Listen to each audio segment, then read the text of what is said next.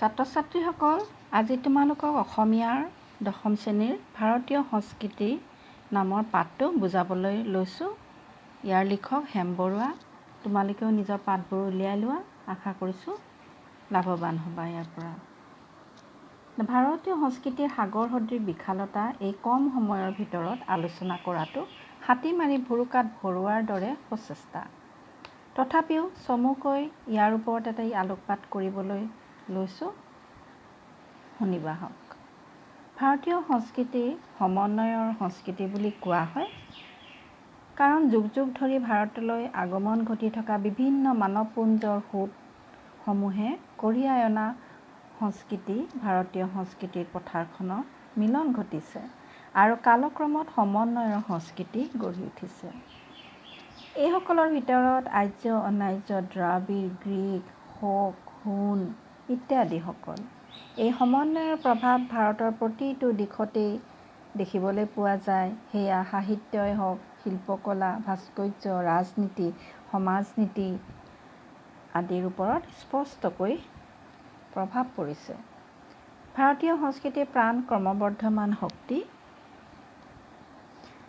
সেয়ে ইয়াক জীৱন্ত শক্তি বুলি কোৱা হৈছে আৰু ইয়াৰ নিৰবিচ্ছিন্ন ধাৰাই হৈছে ভাৰতীয় সংস্কৃতিৰ মূল সম্পদ। এইখিনিতে সভ্যতা আৰু সংস্কৃতিৰ মাজত ধাৰণাটো অলপ স্পষ্ট হোৱা দৰকাৰ, কিয়নো এই দুটা শব্দৰ মাজত কিছু পাৰ্থক্য আছে, কিন্তু এই শব্দ দুটা ইটোৱে সিটোৰ পৰিপূৰক, কাৰণ সভ্যতাৰ বুকুত গচকিহে সংস্কৃতি আগবাঢ়ে।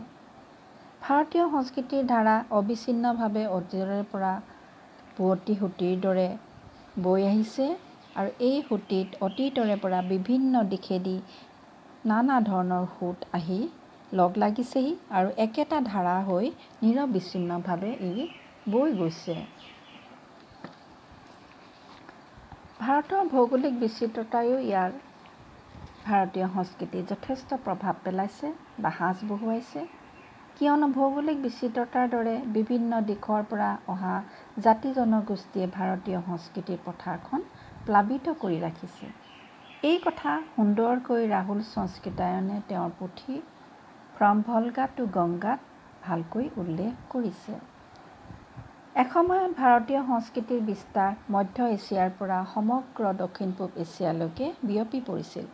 তাৰ প্ৰমাণ আজিও দেখিবলৈ পোৱা যায় কম্বোডিয়া, ইণ্ডোনেছিয়া, ব্ৰহ্মদেশ আদি দেশসমূহত সুন্দৰকৈ তাৰ প্ৰমাণ দেখিবলৈ পোৱা যায়। ভাৰত বুৰঞ্জী বহুতো ঘটনাৰ উত্থান পতনেৰে ভৰপূৰ। তেনে অৱস্থাতো ভাৰতীয় সংস্কৃতিৰ মূল সুঁতি কেতিয়াও ৰুদ্ধ নোহোৱাকৈ নিৰবিচ্ছিন্নভাৱে বৈ আছিল। সেয়ে ভাৰতীয় সংস্কৃতিৰ মূল বৈশিষ্ট্য। মহেঞ্জোদাৰো, হৰপ্পা সংস্কৃতিৰ প্ৰভাৱ ভাৰতীয় সংস্কৃতিত বিৰাজমান। এই সংস্কৃতি বা এই সভ্যতা যদিও কালৰ বুকুত এটা সময়ত নিচ্ছিন্ন হৈ গ'ল, কিন্তু তথাপিও তাৰ প্ৰভাৱ পৰৱৰ্তী যুগৰ আৰ্যসকলৰ সময়ত যথেষ্ট পৰিছিলে আৰু তাৰ ওপৰত ভিত্তি কৰিয়ে আৰ্যসকলে তেওঁলোকৰ সংস্কৃতি গঢ় দিছিল। ভাৰতীয় সংস্কৃতিৰ ভেটি যথেষ্ট সুদৃঢ় আৰু টনকিয়াল আছিল। সেইবাবে বহিৰাগত বহুতো অভিযানকাৰী দলে নিজৰ সংস্কৃতি এৰি ভাৰতীয় সংস্কৃতি গ্ৰহণ কৰি মিলি গৈছিল। ভাৰতীয় সংস্কৃতিত অনাৰ্য আৰু আৰ্যৰ সুন্দৰ সমন্বয় ঘটিছে।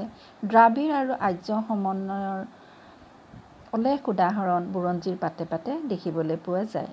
দ্ৰাবিড় সমাজৰ বহু আচাৰ বিধি, যেনে মৃতকৰ শ্ৰাদ্ধবিধি, মৃতকক খাদ্য উৎসৰ্গা কৰা নিয়ম, এইবোৰ আৰ্য সমাজেও গ্ৰহণ কৰিছে।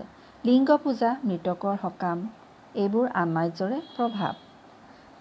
ৰাধাকৃষ্ণনে সেয়ে কালীয় দমনৰ ব্যাখ্যা এনেদৰে দিছে যে এইটো এটা প্ৰতীকধৰ্মী নৃত্য, আৰ্যই অনাৰ্যক সংস্কৃত কৰাৰ এটা প্ৰতীকধৰ্মী নৃত্য বুলি আখ্যা দিছে। এনেদৰে সংস্কৃতিৰ ক্ষেত্ৰখনত অনাৰ্যৰ কৃষ্টি সমলে আৰ্যৰ ভঁৰাল বহুতো চহকী কৰি থৈ গৈছে। ভাৰতীয় সংস্কৃতি প্ৰভাৱশালী সমন্বয়ৰ সম্পদ। তাৰ প্ৰমাণ ভাস্কৰ্য, সুকুমাৰ কলা, শিল্প, সাহিত্য আদি সকলোতে বিৰাজমান। প্ৰকৃত ৰূপে বৌদ্ধ ধৰ্মৰ প্ৰচাৰৰ যুগকহে ভাৰতীয় সংস্কৃতিৰ বিস্তাৰ যুগ বুলি আখ্যা দিয়া হয়। উত্তৰ ভাৰতৰ ভাস্কৰ্যত ইছলামীয় ভাস্কৰ্যৰ প্ৰভাৱ দেখিবলৈ পোৱা যায়, কিন্তু দক্ষিণ ভাৰতৰ ভাস্কৰ্যত ইয়াৰ প্ৰভাৱ কিছু কম। তাৰ উদাহৰণ কাঞ্জীভৰাম মন্দিৰটোলৈকে আঙুলিয়াব পাৰি।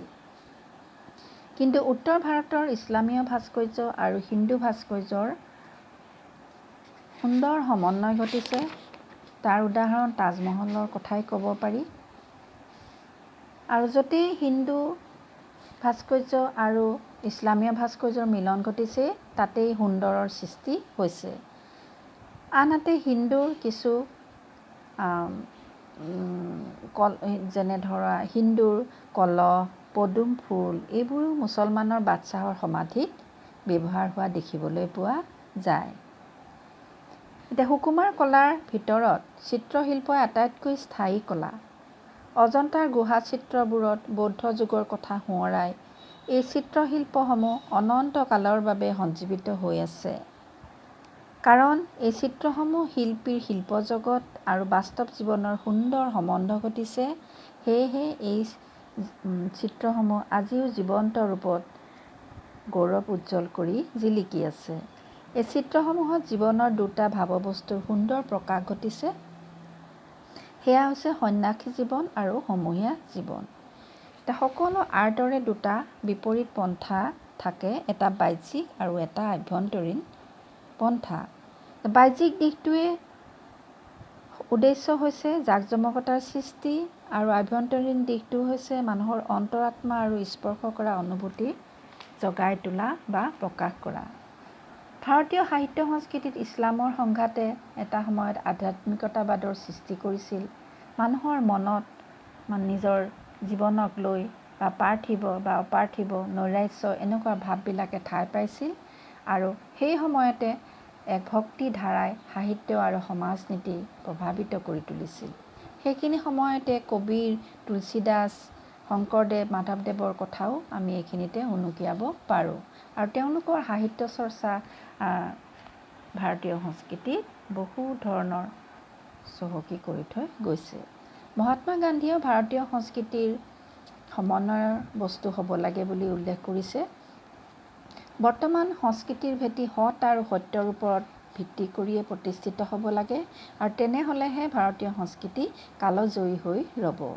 এনেদৰে ভাৰতীয় সংস্কৃতিৰ বিভিন্ন ৰঙীন বুটা বছা এখনি ফুলাম গামোচাৰ দৰে সুন্দৰ আৰু বৈচিত্ৰ্যময় সমন্বয়ৰ সংস্কৃতি বুলিব পাৰি। আজিলৈ পাঠটো থুলমূলকৈ এনেধৰণেৰে আলোচনা কৰিলোঁ। তোমালোকে হয়তো লাভৱান হ'বা। আজি ইয়াতে পাঠটো সামৰিছোঁ। ধন্যবাদ।